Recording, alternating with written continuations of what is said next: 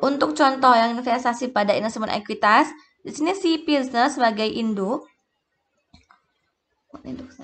pembeli ya, membeli 2.000 lembar saham dari 10.000 lembar saham SUD dengan nilai nominal $50 per lembar saham.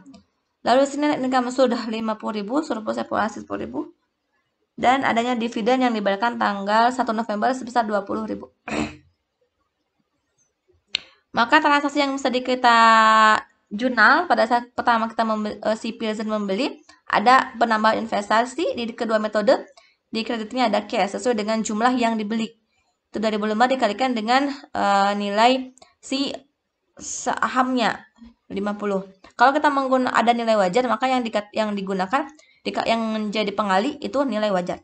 Lalu ada pencatatan dividen karena pada tanggal 1 ada penerimaan dividen dari si SUD 20.000 karena di sini kepemilikannya hanya 20%. Dari mana?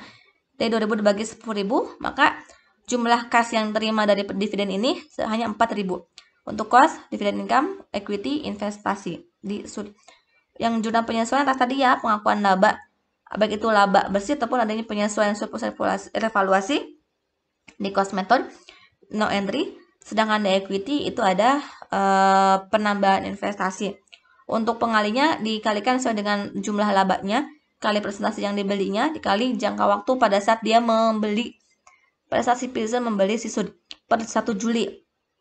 Berarti dari Juli sampai Desember itu 6 bulan. Lalu suara tidak ada.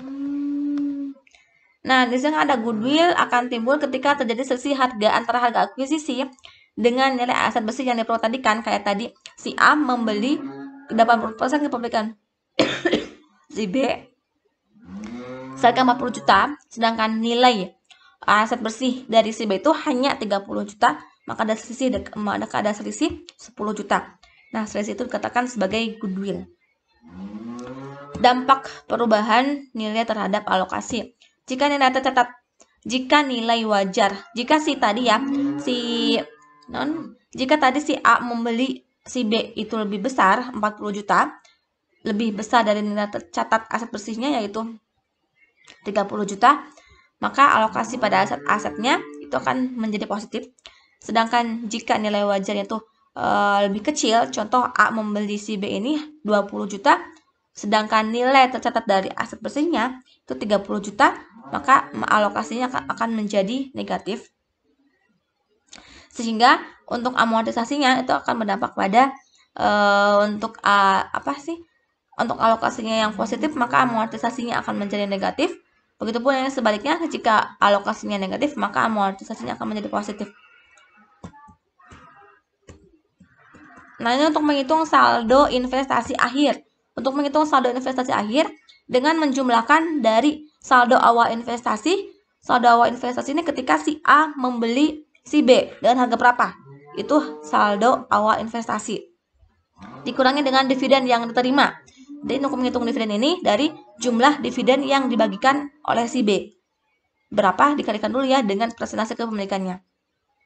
Lalu ditambah dengan jumlah laba dari si PT X, berarti si B. Nah, laba pun sama seperti dividen. Karena si A ini hanya memiliki 80% kepemilikan si B, maka dividen pun harus dikalikan dulu dengan presentasi kepemilikannya, yaitu dikalikan 80%.